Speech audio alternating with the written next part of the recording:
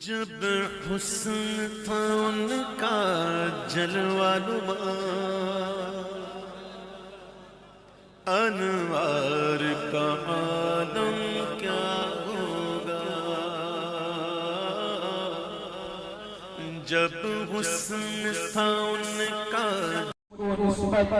میری گردن میں بھی ہے دور کا ڈورا تیرا، اس نشانی کے جو سگے نہیں مارے جاتے، حشر تک میرے گلے میں رہے پٹنا تیرا۔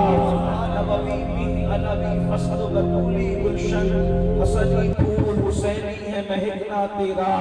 نبوی ذل علوی برج بطولی منزل، حسنی چاند حسینی ہے اجالا تیرا۔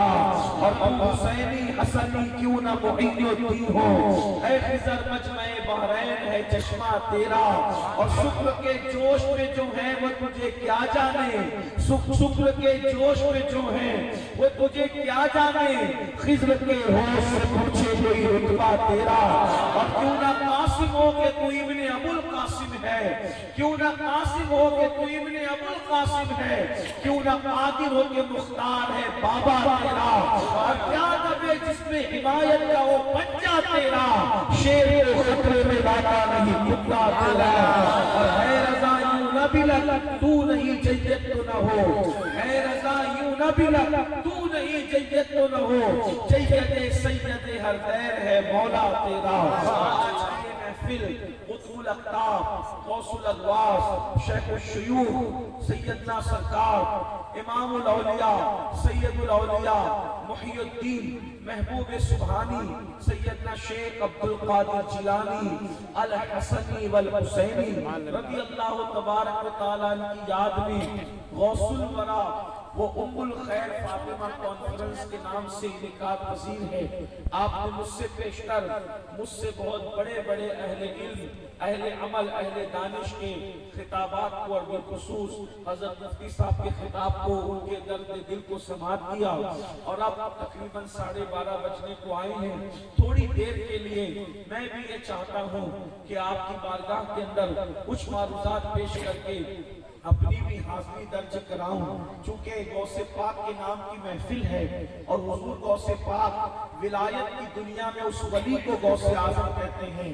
شیخ عبدالقادر جیلانی غوث پاک کی شان یہ ہے کہ اللہ اکبر، ہمارے بزرگوں نے لکھا، حضرت عارف رومی علامہ جلال الدین علیہ رحمت و رضوان مثنوی میں فرماتے ہیں، جس کا مفہوم یہ ہے کہ جو مقام اللہ نے نبیوں میں ہمارے نبی مصطفیٰ جان رحمت کو عطا فرمایا ہے، جو مقام اللہ نے نبیوں میں ہمارے نبی مصطفیٰ جان رحمت کو عطا فرمایا ہے، وہ مقام اللہ نے ولیوں میں شیخ عبدالقادر جیلانی غوث اعظم کو عطا فرمایا ہے۔ حضور غوث پاک کا فرمان ہے، غوث اعظم فرماتے ہیں کہ جب تک میں نہیں چاہتا اس وقت تک میرا نام کسی کی زبان پر نہیں آتا، اور جب کسی کی زبان پر میرا نام آتا ہے تو اللہ تبارک و تعالیٰ اس کی مصیبتوں کو دور فرما دیتا ہے۔ ہمارے مارینا کے مرشدوں میں مرشد ہے حضور اکشیمیہ رحمت اللہ علیہ، ان کے دو مصرے ہیں، وہ لکھتے ہیں غلام غوث اعظم بے کس و مضطر نمی مانم، غلام غوث اعظم بے کس و مضطر نمی مانم، اگر مانم شبے مانم شبے دیگر نمی مانم۔ فرماتے ہیں کہ غوث پاک کا غلام کبھی بے کس مجبور نہیں ہو سکتا، کبھی پریشان نہیں ہو سکتا، مگر اگر کسی وجہ سے غوث پاک کے غلام پر مصیبت آئے گی تو ایک رات کو پریشان رہے گا، اس کے بعد پھر وہ کبھی پریشان نہیں رہے گا۔ اللہ تبارک و تعالیٰ اس کو پریشانیوں سے محفوظ رکھے گا۔ میرے پیارے آقا علیہ السلام کے پیارے دیوانوں، ولیوں کی کائنات میں حضور غوث اعظم کا مرتبہ، سرکار غوث پاک کا مقام بڑا عظیم ہے۔ آپ نے بہت سنا غوث اعظم شیخ عبدالقادر جیلانی کو، لیکن میں آپ جو سن چکے ہیں اس پر کوئی گفتگو کرنے کی بجائے میں کچھ آپ کی بارگاہ میں ان کا پیغام بھی پیش کرنا چاہوں گا۔ میرے پیارے آقا علیہ السلام و تسلیم کے پیارے دیوانوں، آپ جانتے ہیں حضور غوث پاک وہ ہے جنات ان کے احترام کرنے والے، وہ جناتوں کے بھی پیر ہیں، بلکہ زبدۃ الاثار میں شیخ محقق شیخ عبداللہ محدث دہلوی لکھتے ہیں کہ غوث پاک کا فرمان ہے، کیا فرمان ہے؟ یہ بات کسی بزرگ سے منقول نہیں، یہ بات کسی ولی نے نہیں بیان کی جو غوث پاک نے اپنے لیے بیان کی۔ غوث پاک فرماتے ہیں انسانوں کے بھی پیر ہوتے ہیں، جناتوں کے بھی پیر ہوتے ہیں اور فرشتوں کے بھی پیر ہوتے ہیں۔ غوث پاک فرماتے ہیں مگر میں عبد القادر جیلانی سب کا پیر ہوں۔ سبحان اللہ سبحان اللہ۔ غوث پاک فرماتے ہیں میں انسانوں کا بھی پیر ہوں، میں جناتوں کا بھی پیر ہوں۔ اللہ اکبر۔ آپ اندازہ فرماتے فرشتوں کے بھی پیر ہوتے ہیں، میں فرشتوں کا بھی پیر ہوں۔ یعنی کہ بہرحال اس کے اندر جو ہے وہ کچھ تفصیل بیان کی جاتی ہے۔ میرے پیارے آقا علیہ السلام کے پیارے دیوانوں، جو رسول ملائکہ ہیں، جس طریقے سے انسانوں میں انبیاء رسول اور وہ افضل ترین ہستیوں کو جو ہے اللہ اکبر مستثنیٰ کر دیا گیا ہے، اسی طریقے سے فرشتوں کے اندر جو افضل ترین ہستیاں ہیں، جو اللہ جن کی افضلیت جو ہے وہ بیان کر دی گئی ہے، لیکن غوث پاک فرماتے ہیں انسانوں کے بھی پیر ہیں، جنات کے بھی پیر ہیں، فرشتوں کے بھی پیر ہیں، اور فرمایا میں سب کا پیر ہوں۔ اللہ اکبر۔ حضور غوث اعظم شیخ عبد القادر جیلانی کا مرتبہ کیا ہے؟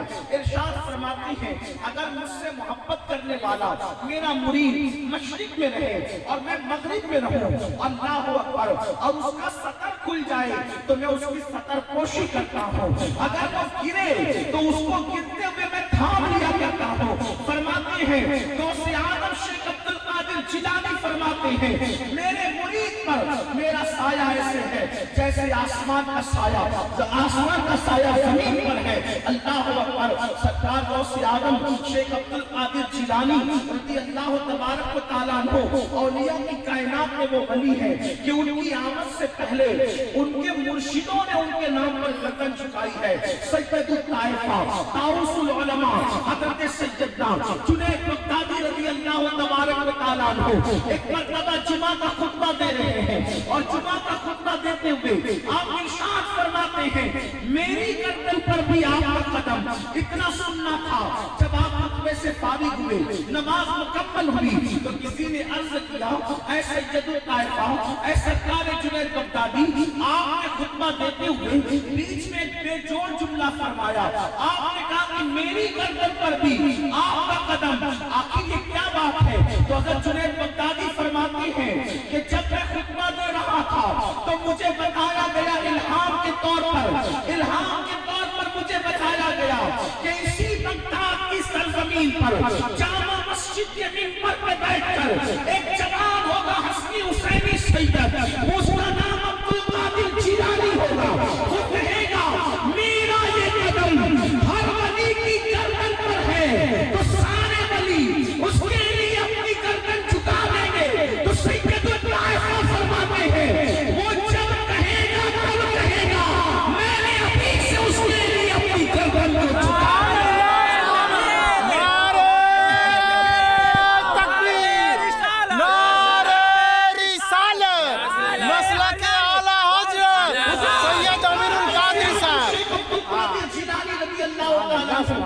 ان کے فرماتے میرا مرید کبھی پریشان نہیں رہے گا۔ توجہ کرنا، میرے مرید کو کبھی جنات نہیں ستا سکتے، میرے مرید کو کبھی بنائی نہیں آ سکتی، میرا مرید اگر گرنے لگتا ہے ٹھوکر لگتی ہے میں اس کو گرنے نہیں دیتے۔ اب آپ سوچتے ہیں یار ہم سب تو قادری ہیں پھر ہم گرتے کیوں ہیں؟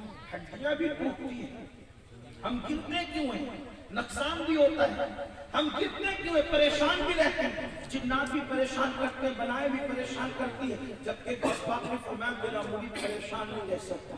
لیکن اب آپ سے پوچھتا ہوں اگر ہم اپنے آپ کو یہ سمجھتے ہیں کہ ہم صرف کپڑا پکڑ کر قادری ہو جائیں تو یہ ہماری غلط فہمی ہے۔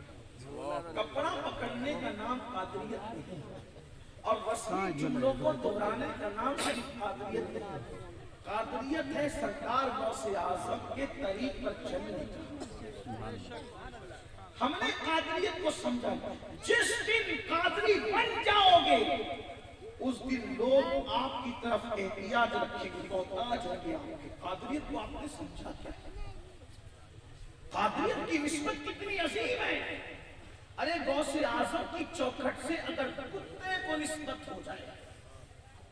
کرنا. قادریت کی نسبت کی بات آئی تو مجھے واقعہ یاد آئے، پھر میں آگے گفتگو کرتا ہوں، آپ توجہ فرمائیں. قادریت کی نسبت کی بات، حضور غوث اعظم رضی اللہ تعالیٰ بڑے بزرگ ہیں، آپ سب جانتے ہیں، بار بار آپ نے سنا ہے. آپ کی چوکھٹ پر ایک بہت سادی سیدھی طبیعت کے ایک بزرگ بیٹھا کرتے تھے، اور وہ غوث پاک کے مرید تھے، قادری تھے. دیکھو قادریت کیا چیز ہے، تھوڑا سمجھنا اس کو، پھر آگے بات ہوگی. غوث پاک کے مرید ہیں، غوث پاک کی چوکھٹ پہ بیٹھے ہیں، اور اپنے لب و لہجے میں سمجھا رہا ہوں کہ ان کو بہت زیادہ پڑھنا لکھنا اور سب چیزیں نہیں آتی، بولی بالی طبیعت کی آتی ہے. تو غوث پاک نے ان کو ڈیوٹی دے رکھی تھی کہ بابا بیٹا میرے گھر میں میری خانقاہ میں جو بھی مہمان آئے تم ان کو وضو کا پانی بھر کر کے لوٹے میں دیا کرنا، تم ان کو استنجا کے لیے پانی دیا کرنا. اب میں ان کو اپنی زبان میں لوٹے والا بابا بھی کہہ دوں تو اچھی بات ہوگی، آپ سمجھ جائیں گے آسانی سے کہ میں آپ کو سمجھانا چاہتا ہوں، آپ کو بات سمجھ جائیں گے غوث پاک کی قادریت کی نسبت کیا چیز ہے. تو وہ لوٹے والے بابا، حالانکہ ان کی توہین نہیں کرتا ہوں، میرے سر پہ تاج، ان کی جوتیاں میرے سر پہ تاج، غوث پاک کی مرید ہے، اس سے بڑھ کر کے کیا ہے. ہم تو اس دور کے سگے بے ہنر ہیں، بلکہ اس چوکھٹ پہ سب سے نسبت رکھنے پر ہم اپنے آپ کو فخر میں کہتے ہیں. لیکن یاد رکھیں، ظاہر سی بات ہے، اتنا چھوٹا سا کام اسی کو دیا جاتا ہے جس کے اندر بہت زیادہ صلاحیت نہیں ہوتی، اسی لیے چھوٹا سا کام دیا جاتا ہے. اب لوٹا بھرنے کا، پانی کے بھرنے کا، استنجا کو پانی دینے کا، یہ چھوٹا کام اگر کسی کو سونپا گیا ہوگا تو اس کا مطلب یہ ہے کہ غوث پاک کے دربار میں جتنے لوگ تھے ان میں بظاہر کم صلاحیت ان کی رہی ہوگی، تبھی ان کو یہ کام دیا گیا. اگر ان کی صلاحیت زیادہ ہوتی تو غوث پاک کے مدرسے سے اللہ اکبر ایک سال میں 3,000 علماء اور فاضل فارغ ہوتے تھے. تو ظاہر سی بات ہے ان کے لیے اور بھی انتظامات ہوتے ہوں گے، تو اور بھی ان کو انتظام کوئی سونپا جا سکتا تھا. لیکن ان کی اپنی صلاحیت کے مطابق ان کو لوٹے میں پانی رکھنے کی ڈیوٹی دی گئی. اب وہ ایک دن دو دن نہیں، 40 سال تک غوث پاک کی چوکھٹ پر مہمانوں کی خدمت کرتے رہے، پانی بھر کے لوٹے میں لوگوں کو دیتے رہے. ایک دن شیطان نے وسوسہ ڈالا. اب غوث پاک سے ملنے کیسے کیسے لوگ آتے تھے، وہ جو ولیوں کے سردار ٹھہرے تو اللہ اکبر، قطب، ابدال، علماء، صلحاء غوث پاک سے ملنے آتے اور وضو کا پانی وہ سب کو بھر کے دیتے. ایک دن شیطان نے وسوسہ ڈال دیا دماغ کے اندر، ارے لوٹے والے بابا، 40 سال سے پیر نے اپنی چوکھٹ پہ تمہیں بٹھا رکھا ہے، آخر اس پیر نے تمہیں دیا کیا؟ عبد القادر جیلانی غوث پاک نے تمہیں دیا کیا؟ یہ خیال آنا تھا. پھر سوچا یار کچھ دیا تو حضرت نے نہیں، ایک کام کرتے ہیں، اب حضرت کی چوکھٹ سے اٹھ کر کے کہیں اور چلتے ہیں. تو دو بڑے خوبصورت لوگ ان کو نظر آئے. اس دن غوث پاک کی خانقاہ میں دو بزرگ آئے تھے اور تھے بڑے خوبصورت، حالانکہ وہ اصل بات تھی کہ ابدال تھے. ابدال، ابدال یہ کون لوگ ہوتے ہیں؟ ابدال وہ لوگ ہوتے ہیں، اجابت الغوث میں علامہ سید محمد امین ابن عابدین شامی لکھتے ہیں کہ ابدال وہ ہوتے ہیں، حدیث پاک میں آتا ہے کہ بارش ان کے صدقے میں برستی ہے، وہ ابدال لوگ ہوتے ہیں. زمین سے اناج ان کے صدقے میں پیدا ہوتا ہے، ابدال وہ لوگ ہوتے ہیں. امت سے بلائیں ان کے صدقے میں دور ہوتی ہے، ابدال وہ لوگ ہوتے ہیں. ہر دور میں ولیوں کی تعداد کتنی بھی ہو جائے، ہزاروں ہو جائے، لیکن ابدال بالکل لمیٹڈ شیڈ ہوتی ہے، یعنی صرف وہ 40 ہوتی ہے ہر دور میں، نہ 40 سے کم ہوتے ہیں نہ 40 سے زیادہ ہوتے ہیں. اس سے ان کی عظمت کا پتہ چلتا ہے. اللہ اکبر.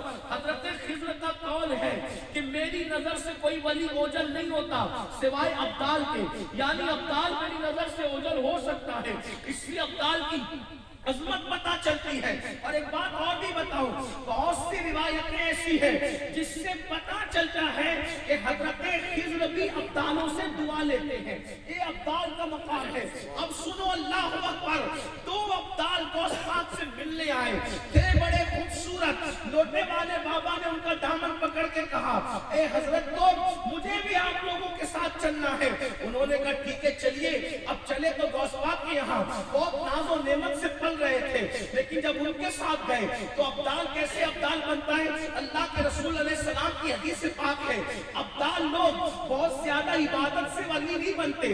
ابدالیت کا مقام بہت زیادہ عبادت سے نہیں ملتا، بلکہ کیسے ملتا ہے؟ وہ بھوکے زیادہ رہتے ہیں، وہ جاگتے زیادہ رہتے ہیں. اسی طریقے سے وہ اپنے دل کو ہر لیے صاف ستھرا رکھتے ہیں. یہ 3 صفات ان کو مقام افضالیت تک پہنچاتی ہے. بھوکے رہنا, پیاسے بھوکے رہنا, جاگتے رہنا, کم نیند لینا, اور لوگوں کے لیے, دوست اور دشمن کے لیے وہ یکساں پیار کرتے ہیں. یعنی وہ کسی سے نفرت نہیں کرتے, اپنے کسی دشمن سے نفرت نہیں کرتے.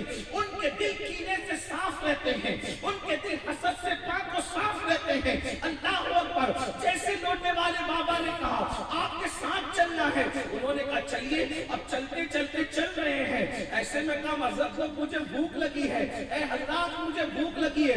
ان لوگوں نے کہا بابا ہم ایسے بار بار کھانے والے لوگ نہیں ہیں, 24 گھنٹے میں ایک ہی بار کھاتے ہیں, اس سے زیادہ نہیں کھاتے.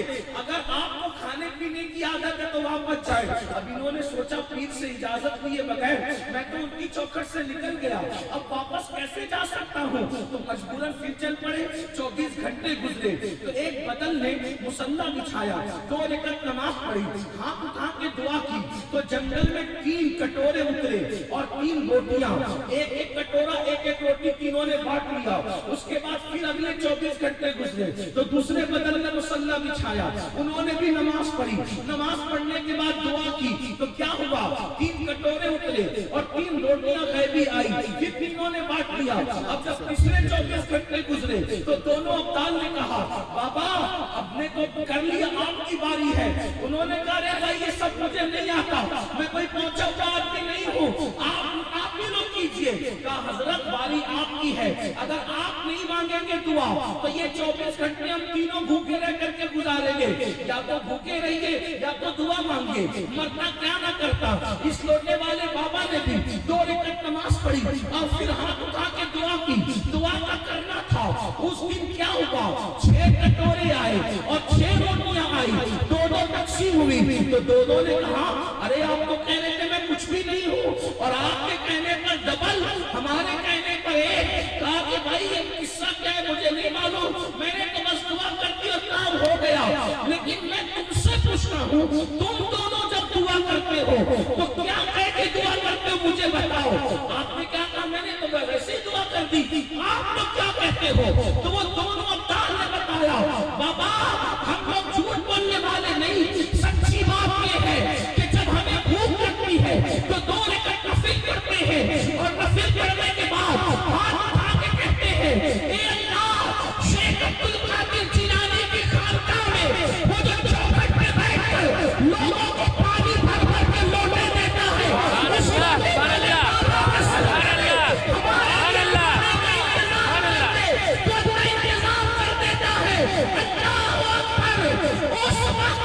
ان کو احساس ہوا اپنے کپڑے وقت میں پھاڑ ڈالے. اور میں نادان تھا تو یہ سوچ رہا تھا کہ پیر نے 40 سال تک خانقاہ کے چوکھٹ پہ بٹھا کے کیا دیا مجھے خود نہیں پتا, اتنا بڑا بنا دیا. سبحان اللہ. میرے وسیلے سے دعا کرتے ہیں.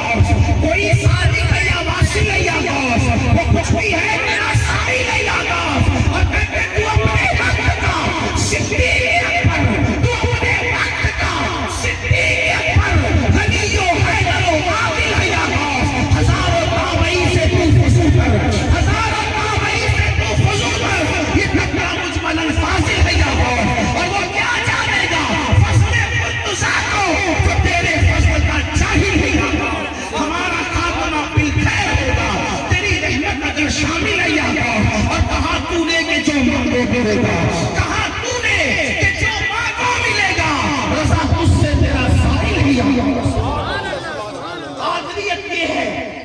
قادری بن جائے ابدال اس کے وسیلے سے دیکھو قادریت. اب ہم کہتے ہیں مولانا پریشان ہے, ہم تقریر غوث پاک کو کہتے ہیں کہ میرا مرید پریشان نہیں ہوگا.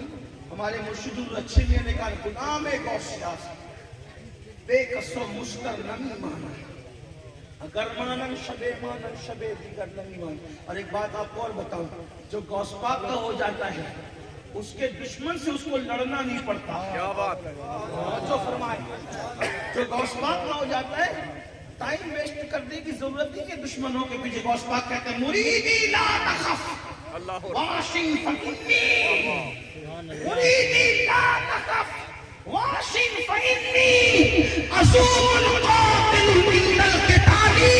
میرے مرید کا گھبرانا اس لیے کہ اللہ نے مجھے یہ مرتبہ دیا ہے کہ میں دشمنوں کو قتل کرنے والا ہوں. غوث پاک کے مرید سے جو دشمن ٹکراتا ہے وہ بھی تباہ و برباد ہو. غوث پاک کہتے ہیں جو میرے مرید سے ٹکرائے گا میں اس کو تباہ کروں. بے شمار مثالیں ہیں اس کی, بلکہ لوگ پتہ کریں نہ کریں, لوگ جانے نہ جانے اور لوگ مانے نہ مانے, ہماری جماعت کے ایک بڑے بزرگ حضرت علامہ مفتی فیض احمد اویسی علیہ الرحمہ نے اپنی کتاب میں یہ واقعہ درج کیا, اور علامہ ارشد القادری نے بھی اس واقعے کو لکھا.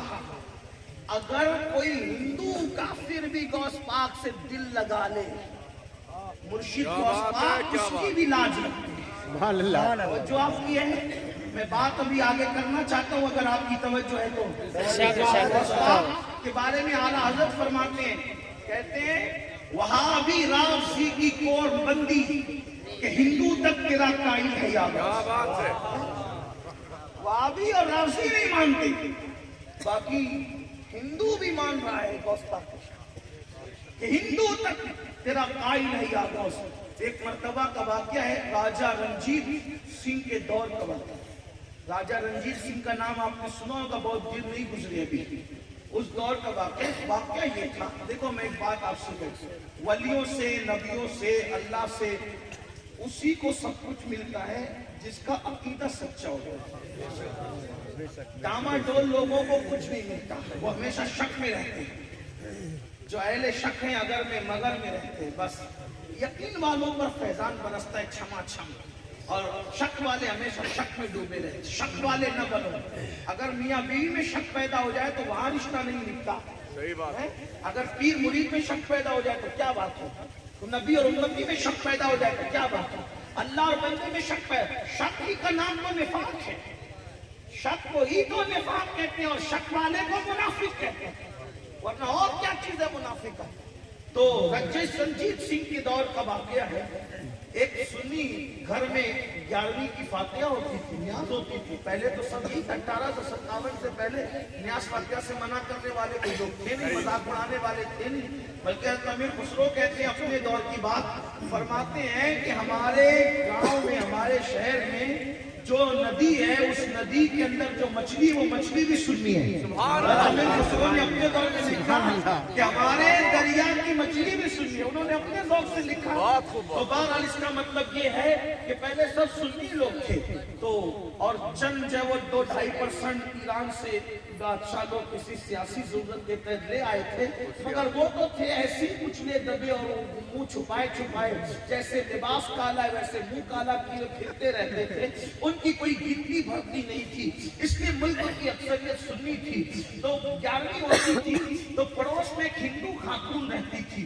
ہندو علامہ اویسی لکھتے ہیں اس ہندو خاتون نے اس سے پوچھا, اس سنی خاتون سے, کہ یہ بڑے اہتمام سے تم کرتی ہو کیا ہے یہ؟ تو کہا یہ 11ویں ہے بہن. 11ویں تو کہا 11ویں کیا ہوتی ہے؟ تو کہا ہمارے 11ویں والے بڑے پیر غوث پاک جنہوں نے مردے زندہ کیے, جو ولیوں کے سردار, ہمارے نبی کی اولاد. پھر اس نے جو بھی بتایا ہوگا. آج کل غوث پاک کا نام تو لیتے مگر غوث پاک کیا یہ لوگوں کو پتہ نہیں ہے, اس لیے کہ جس قوم کو کلمہ پتہ نہ ہو اس قوم کو غوث پاک کیا پتہ ہو, جس قوم کو ایمان مجمل اور مفصل پتہ نہ ہو اس قوم کو غوث پاک کی شان کیا پتہ ہو. اللہ اکبر. کوئی پوچھ لے تو کہا باپ دادا کرتے تھے ہم بھی کرتے ہیں.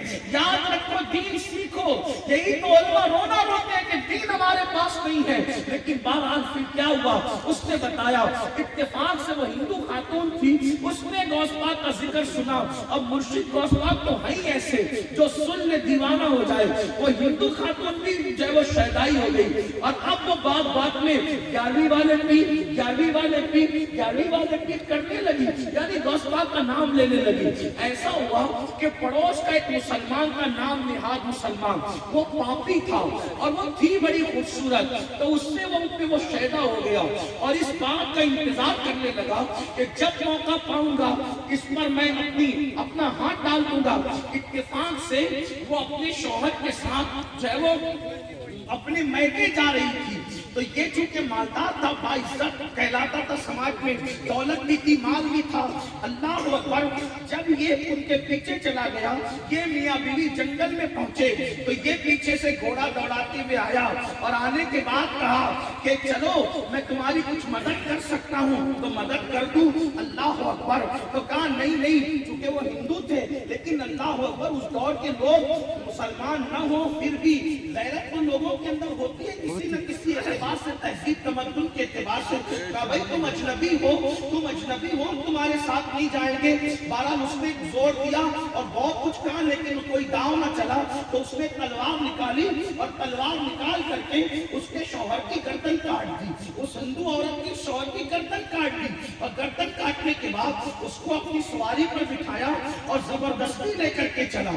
तो जब वो सवारी दौड़ा रहा था तो वो हिंदू औरत पलट कर देख रही थी, पलट कर। तो इसने मगरूर ने, इस बेदीन ने कहा किसको देख रही है पलट कर, अब तो तेरा पति भी मर गया है, कौन तुझे बचाएगा। तो उसने कहा मैं तो 11वीं वाले पीर को देख रही हूँ, क्योंकि मेरी पड़ोसन ने मुझे बताया था कि जब मुसीबत में कोई दिल से 11वीं वाले पीर को याद करता है, 11वीं वाला पीर अल्लाह के इश्क से उसकी मदद फरमाते हैं। मैं 11वीं वाले पीर को देख रही हूँ। उस बेदीन ने कहा वो 11वीं वाला पीर तो मर चुका है, क्या मदद करेगा। बस इतना वक्त बहाना ही था कि थोड़ी देर में जाने था कि दो नकाबपोश और वो नकाबपोश आए हैं और एक के हाथ में तलवार है, और तलवार से उसने सल्लल्लाहु अलैहि वसल्लम उस पर तीर की गर्दन उड़ा दी और गर्दन उड़ाने के बाद फिर अल्लाह अकबर, फिर उसको कहा वो खातून को कि चलो, और जहां पर उसका शौहर मुर्दा पड़ा था वहां लाए, और लाने के बाद गर्दन को जिस्म के साथ जोड़ा और तुम बिस्मिल्लाह कहा, वो उठ करके खड़ा हो गया। अल्लाह अकबर, फिर एक शख्स चले गए और जो दूसरे थे उससे पूछा उस खातून ने ये तुम लोग कौन हो, तो उन्होंने नकाब पलटा पकारे, ये तो हमारे इलाके की वो है जिनको लोग तुम कहते हैं।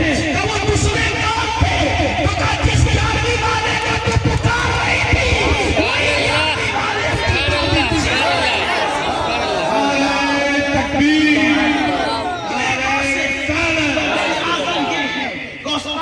कोई माने न माने, मजाक उड़ाए, हम सुन्नी मानते हैं, हमें किसी दलील की जरूरत नहीं है, लेकिन आपसे सुन्नियों कहता हूँ, गौस पाक कहते हैं अगर मेरे मुरीद को ठोकर लगे तो गिरने से बचा, उसकी सतर्कपोशी कर।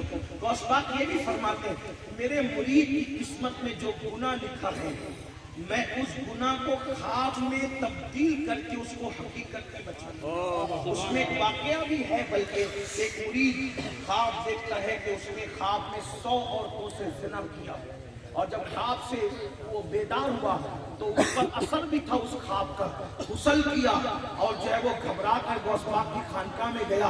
तो फजर का वक्त था, पूछा गौस पाक को, दिल में सोचा कैसे बयान करूंगा कि मैंने ऐसा किया ख्वाब में। तो गौस पाक ने खुद ही फरमाया बेटा, जो मेरा मुरीद होता है अगर गुनाह कबीरा उसकी तकदीर में लिखा है तो मैं उसको ख्वाब में दिखाकर हकीकत में उसको बचा लेता हूँ। अब इन सारी तालीमात को सामने रखकर, फरमान को सामने रखकर अब हम सोचें, गौस पाक तो ये कह रहे हैं कि मेरा मुरीद कबीरा गुनाह नहीं करेगा, उसकी किस्मत में अगर लिखा है और वो मेरा मुरीद है तो मैं उसको ख्वाब में दिखा दूंगा और हकीकत में बचा दूंगा।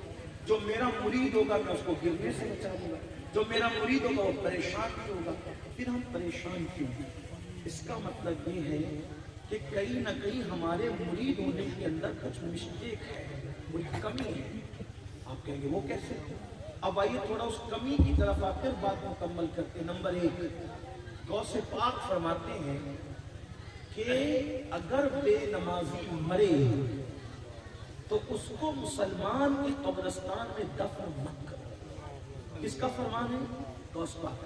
اب یہاں سوچو کہ جو غوث پاک بے نمازی کو مسلمانوں کے قبرستان میں قبول کرنا پسند نہیں کرتے، تو جو بے نمازی کو مرنے کے بعد مسلمانوں کے قبرستان میں پسند نہ کرے، وہ غوث پاک بے نمازی کو اپنے سلسلے میں کیسے پسند کرے؟ آپ کپڑا پکڑ کر کسی سے منسوب تو ہو گئے، وہ جانے آپ جانے۔ میں کسی کو ٹارگٹ نہیں کروں گا، کسی بھی سنی سید عقیدہ کو ٹارگٹ کر کے تقریر کرنے کو میں غیبت اور حرام سمجھتا ہوں۔ میں ٹارگٹ نہیں، جنرل بات کرتا ہوں۔ اور بالکل اگر آپ نے کسی کے ہاتھ میں ہاتھ کپڑا پکڑ کر کے دیا، وہ جانے آپ جانے، لیکن آپ نمازی نہیں ہیں تو غوث پاک کے سلسلے کی برکت آپ کو نصیب نہیں ہوگی۔ کتنا یاد ہو؟ کیوں؟ اس لیے کہ وہ غوث پاک اپنے نانا کی مرضی کے پابند ہے، اور اللہ کے رسول علیہ السلام بے نمازیوں سے اتنی نفرت فرمائی میرے آقا علیہ السلام نے کہ اپنے صحابہ سے کہا کہ بے نمازی کے ساتھ بھی مت بیٹھا کرو۔ حضرت ابو ہریرہ سے کہا، اے ابو ہریرہ بے نمازیوں کے ساتھ نہیں بیٹھنا، کیونکہ بے نمازی پر آسمان سے لعنت برستی ہے۔ جو بے نمازی کے قریب بیٹھے ڈر ہے کہ اس پر بھی اللہ کی لعنت برسے۔ حضرت کعب احبار فرماتے ہیں کہ میں نے سابق آسمانی کتابوں میں پڑھا ہے، اللہ اکبر، اللہ فرماتا ہے کہ میں بے نمازی پہ لعنت کرتا ہوں، اور جو بے نمازی کے پڑوس میں جس کا گھر ہے، اگر وہ بے نمازی کے بے نمازی پن سے راضی ہے تو میں اس کے پڑوسی پہ بھی لعنت کرتا ہوں۔ اور فرمایا اگر مجھے اپنی رحمت کا خیال نہ ہوتا تو میں بے نمازی کی 7 پشتوں پہ لعنت کرتا۔ اللہ اکبر۔ آپ اندازہ فرمائے، رسول اللہ فرما رہے ہیں جس نے نماز چھوڑ دی میں محمد اس سے بیزار ہوں۔ آقا فرماتے ہیں بے نمازی کا دین میں کوئی حصہ نہیں ہے۔ آقا فرماتے ہیں اس میں لعنت اللہ کی، لعنت نبیوں کی، لعنت فرشتوں کی۔ اب مسلمانوں بتاؤ، جس نے اتنی لعنت ہو وہ بے نمازی، جس نے مسجدوں کو ویران کر دیا وہ بے نمازی، جس نے رسول اللہ کی آنکھوں کو ٹھنڈک نہ پہنچائی وہ بے نمازی۔ وہ قادری کیسے ہو سکتا ہے؟ اس کی قادریت کیسی ہے؟ اللہ اکبر۔ میں یہ نہیں کہتا کہ وہ قادری نہیں ہے، لیکن یہ ضرور کہتا ہوں سرکار غوث پاک نے قادری ہونے کے لیے جو کنڈیشن رکھی ہے اس میں نماز پہلے نمبر پر ایمان کے بعد۔ اب آپ مجھے بتاؤ ہماری نماز کہاں ہے؟ اللہ اکبر۔ میرے پیارے آقا صلی اللہ علیہ وسلم کے پیارے دیوانوں، سن لو اور اچھی طرح سن لو۔ اللہ اکبر۔ تربت الناصحین کے اندر علامہ عثمان ابن حسن اپنی شورِ آفاق کتاب میں لکھتے ہیں، ذرا دل کے کانوں سے سننا اور اچھی طرح سننا۔ میرے آقا علیہ السلام کے پیارے دیوانوں، آپ بہت اچھے سے ویسے سن بھی رہے ماشاءاللہ، لیکن آپ غور سے سننا۔ میرے بھائی اپنے حال پہ رحم کرو، بہت بولے ہو، بہت سیدھے ہو۔ اللہ اکبر۔ آپ سب کرنے کو تیار ہے، نماز پڑھنے کو کیوں تیار نہیں ہے؟ نماز کا وقت آتا ہے تو کہتے ہیں مولانا پاک نہیں ہے۔ آپ جانتے ہو جو پاک نہیں رہے، ڈر ہے مرے گا تو کافر ہو کے مرے گا۔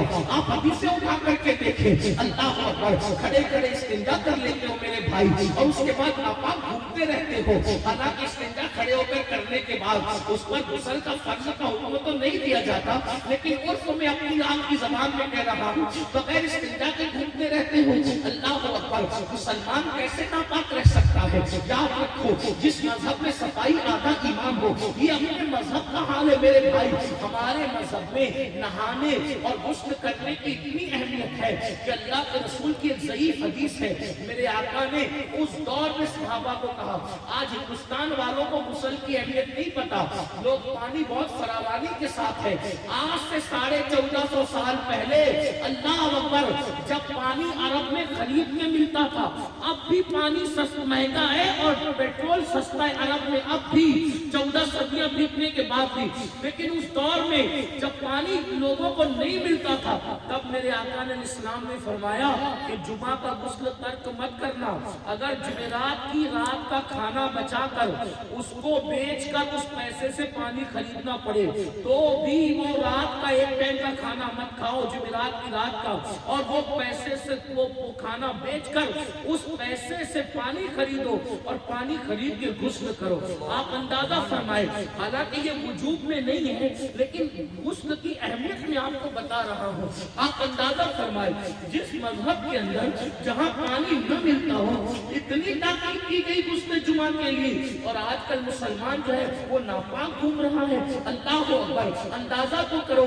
اللہ اللہ، میرے آقا مصطفیٰ جان رحمت کے غلاموں، علامہ عثمان ابن حسن کی لکھی ہوئی جو روایت کرنا چاہتا تھا اس کو دل کے کانوں سے میری مائیں اور بہنیں موجود ہے وہ بھی سنیں۔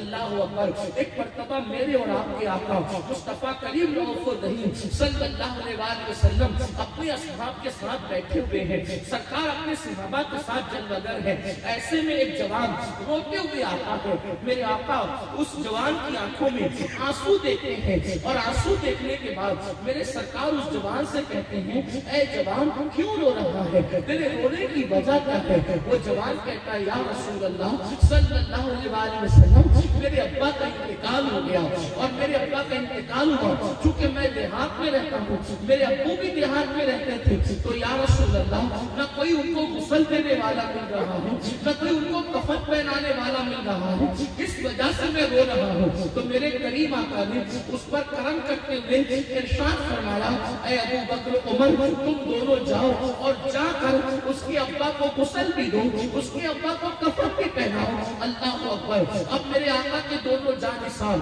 دونوں صحابہ چلے اور جانے کے بعد جب اس شخص کو غسل دینے کے لیے جیسے اس کے بدن سے چادر ہٹائی تو کیا دیکھا کہ اس کا پورا جسم انسان کی طرح ہے۔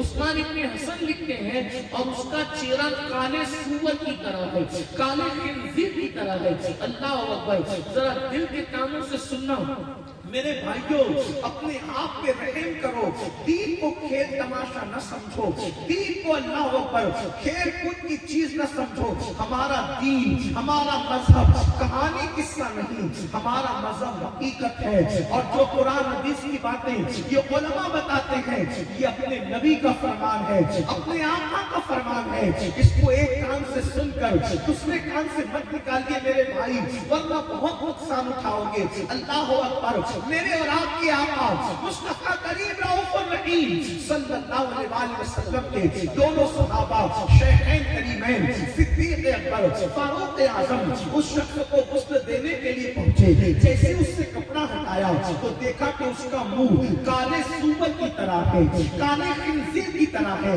فوراً اس کے چہرے میں کپڑا ڈھانپ دیا، دونوں رونے لگے، اس لیے کہ ان لوگوں کے دل میں اللہ کا خوف تھا، خدا کی خشیت تھی۔ اللہ اکبر، ایک جوان کو دوڑایا، جاؤ اور جا کر یہ صورتحال اللہ کے رسول کی بارگاہ میں پیش کرو اور عرض کرنا یا رسول اللہ اب اس کا چہرہ تو کالے سور کی طرح ہے، کالے خنزیر کی طرح ہے، ہم اس کو کیسے غسل دیں، اس کو کیسے کفن پہنائیں، آقا کا حکم کیا ہے؟ میرے آقا نے سنا۔ اللہ اکبر، کہتے ہیں کہ جس کے پاس جتنا علم ہوتا ہے اس کے پاس اتنا زیادہ اللہ کا خوف بھی ہوتا ہے، اور اللہ کی کائنات میں رسول اللہ سے بڑا علم والا کوئی ہوا ہے کبھی ہو سکتا ہے۔ اسی لیے اللہ سے سب سے زیادہ ڈرنے والی اللہ کی مخلوق میں اگر کوئی ہستی ہے تو میرے اور تمہارے نبی مصطفیٰ جان رحمت کی ذات ہے۔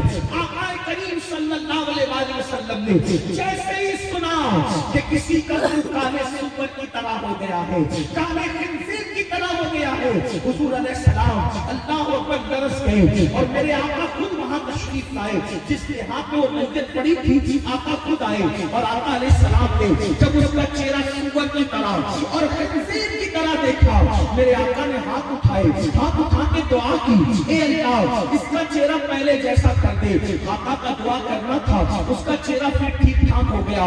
پھر صحابہ نے اس کو غسل دیا، غسل دینے کے بعد کفن پہنایا، کفن پہنانے کے بعد اس کی نماز جنازہ پڑھی گئی. اللہ اکبر. جب نماز جنازہ ہو گئی تو دھیرے سے کسی نے کہا ارے اس کا چہرہ پہلے تو سور کی طرح ہو گیا تھا, اب نماز جنازہ کے بعد اور دفن کرنے سے پہلے ذرا دیکھ تو لو کہ اس کا چہرہ پہلے جیسا ہی ہے یا ابھی بھی سور کی طرح ہو گیا.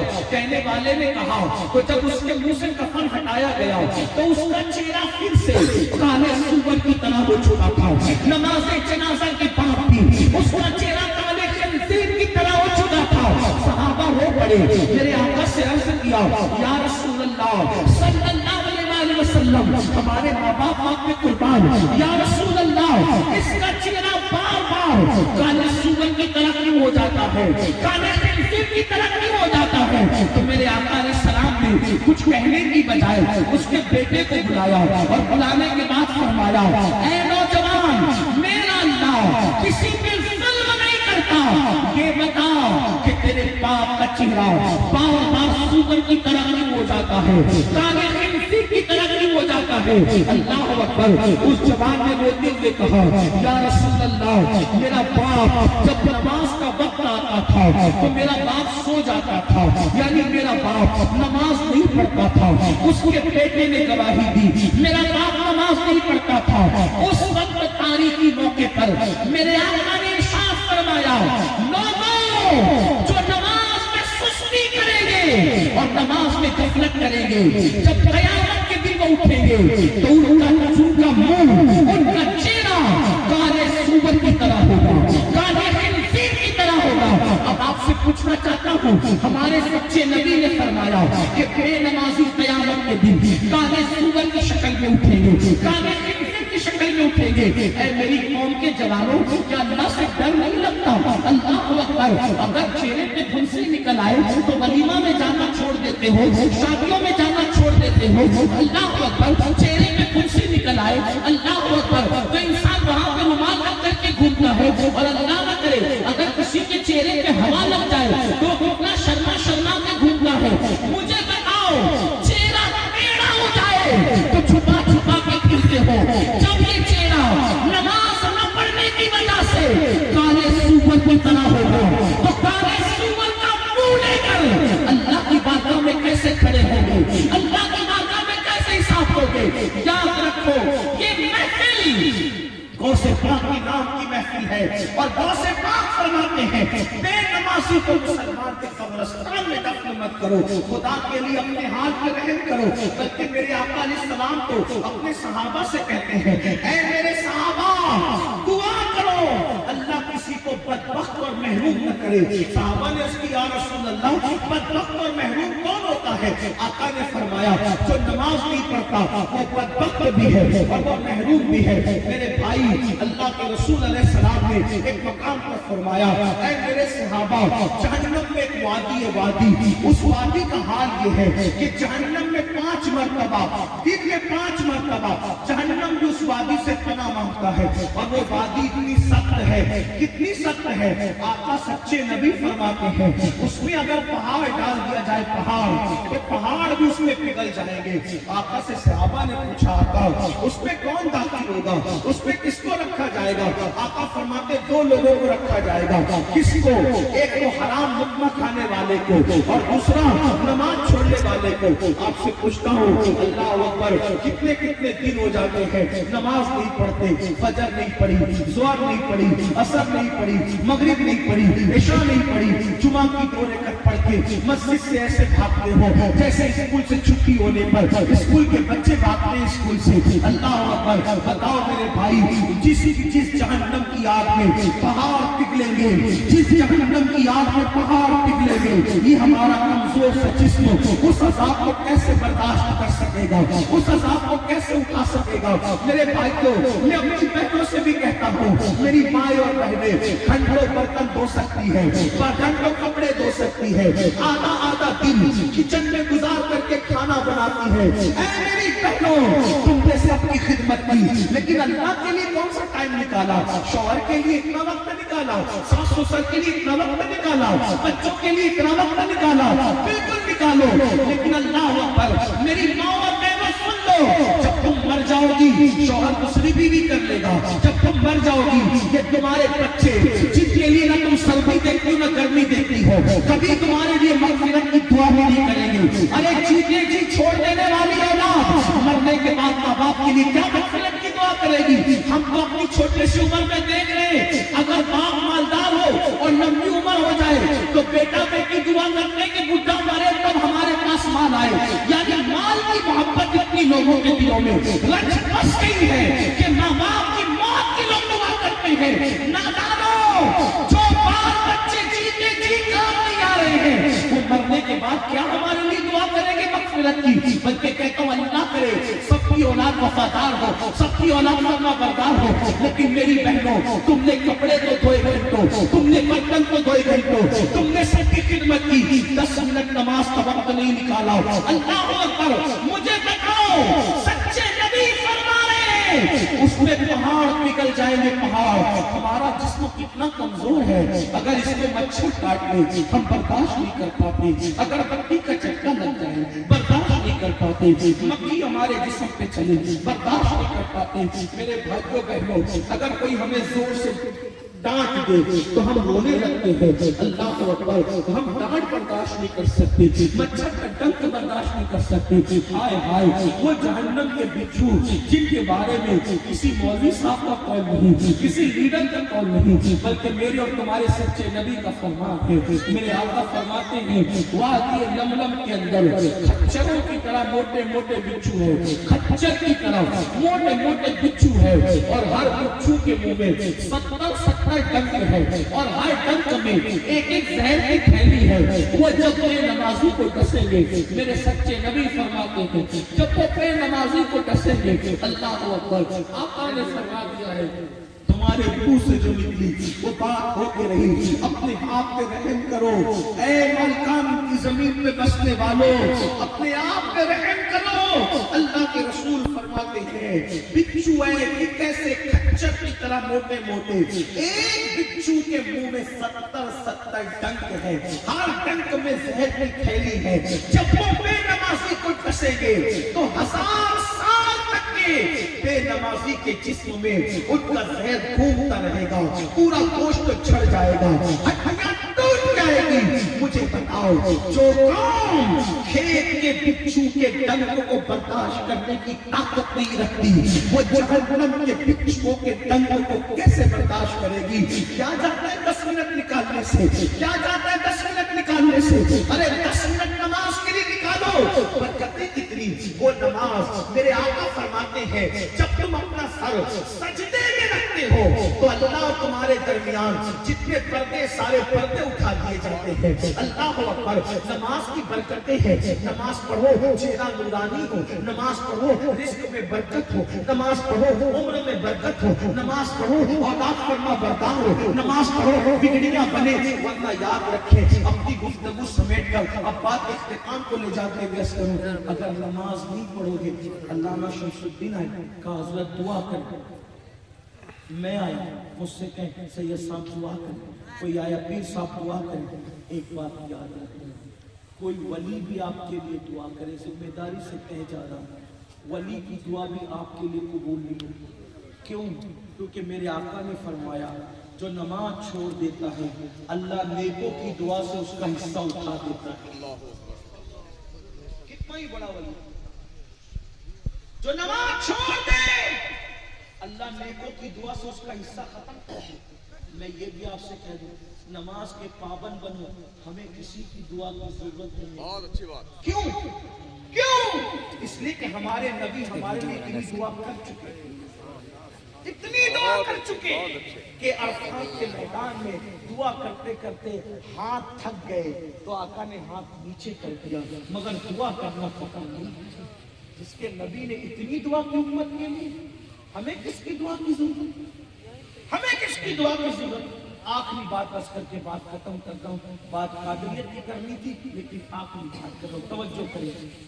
اللہ کے نبی کا فرمان سن لیں۔ ابھی علامہ صاحب دل کا درد پیش کر رہے تھے ظالم قرآن ظالم ہے نا، ظالم قرآن کی بات پوری دنیا میں ہو رہی. توجہ فرمائیں بھائی، میرا بھیا بیٹھ جاؤ بابا، نذرانہ بھی رکھو.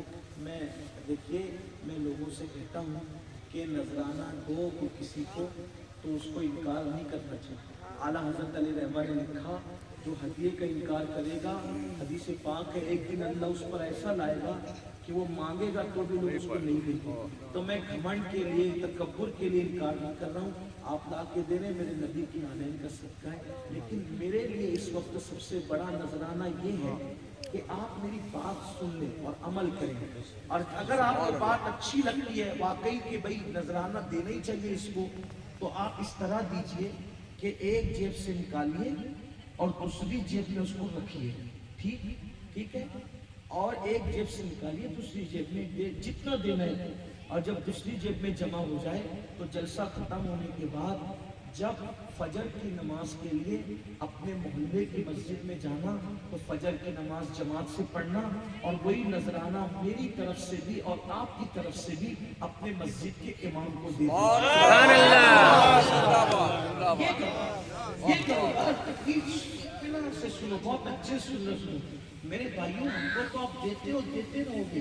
ہمارے لیے اللہ نے دوست پاک کے صدقے میں ہزاروں دروازے کھول رکھے ہیں، لیکن آپ کی مسجد کے امام کے لیے آپ کے سوا اور کوئی نہیں ہے، ان کو کوئی پوچھنے والا نہیں ہے. اس لیے اپنے اماموں کی خدمت کرو، زیادہ تر اپنے اماموں پہ خرچ کرو، اپنے ماں باپ پہ خرچ کرو.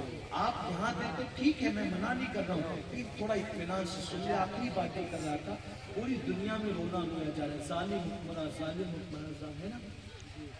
اگر کسی ملک میں کافر بھی حکمراں نہ ہو، توجہ کریں، مسلمان حکمراں اگر ہو اور آپ ہو جائیں بے نمازی، تو بھی وہ آپ کو ویسے ہی ستائے گا جیسے آپ کے حکمراں آپ کو ستا رہے ہیں. وجہ کیونکہ اللہ کے رسول علیہ السلام نے فرمایا، آقا فرماتے، حضور کا فرمان ہے، کچھ یاد رہنا رہے یہ یاد رکھنا. اللہ کے رسول علیہ السلام فرماتے ہیں جو بندہ نماز چھوڑ دے اللہ اس پر سے اپنے کرم کی امان ہٹا لیتا، یعنی وہ اللہ کی امان سے پناہ سے باہر کر دیا جاتا ہے، اس کو نکال دیا جاتا ہے. اب سننا، جو اللہ کی امان سے باہر نکلے پھر اس کو کوئی پناہ نہیں دے سکتا، نہ رسول اللہ پناہ دیں گے، نہ غوث پاک پناہ دیں گے، نہ غریب نواز. بھائیو جو ہیں سب اللہ کے بندے. ہم سنیوں کے عقیدے میں ہر نبی اللہ کا بندہ، ہر ولی اللہ کا بندہ، ہر صحابی اللہ کا بندہ. ہمارا عقیدہ یہی ہے، ہم نبی کو سب کچھ مان کے بھی جب کلمہ پڑھتے تو کہتے ہیں عبدہ، وہ عبدہ ہے. اس سے زیادہ ہمارا عقیدہ اور کیا ہے؟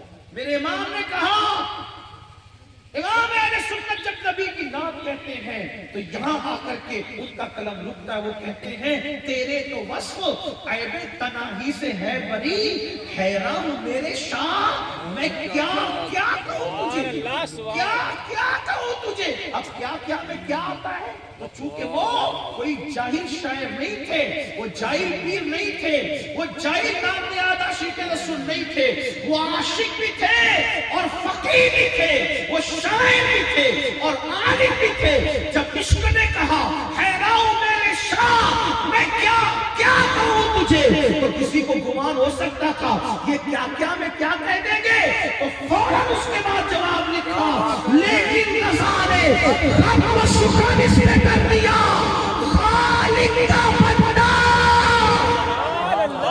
سب کچھ چھوڑ کر بھی خالق کا بندہ. اور یہی ہمارا سب کچھ ہو کر بھی خالق کا بندہ. لیکن اہل بدعت سے پھر فرق بھی کیا. کیا بات ہے، وہ بھی بندہ مانتے ہیں، ہم بھی بندہ مانتے ہیں، لیکن فرق کیا ہے؟ وہ بندہ اپنی طرح مانتے ہیں، لیکن ہم نے یہ کہا خالق کا بندہ، خالق کا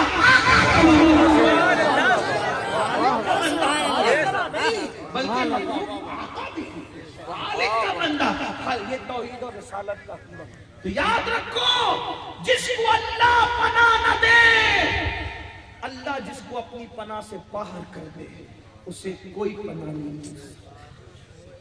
دنیا کی کوئی طاقت پناہ نہیں دے. یہ جو آج مسلمان در در کی ٹھوکر کھا رہا ہے، آج مسلمانوں کے گھروں پہ جو بلڈوزر چل رہے ہیں، کیا آپ نے نہیں دیکھا جو قوم برسوں سے خدا کے گھر کو ویران کر رہی ہے تو اس قوم کا گھر بھی آباد رہے گا؟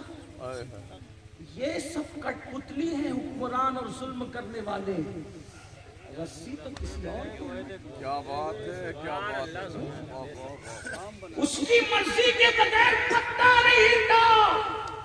اگر ہم سدھر جائیں گے تو آج بھی غزنوی جیسا بادشاہ تمہیں نصیب ہوگا، اور اگر نہیں سدھرو گے تو یہ کچھ بھی نہیں ہو رہا ہے جو آج ہو رہا ہے، اس سے بڑھ کر کے ہو سکتا ہے۔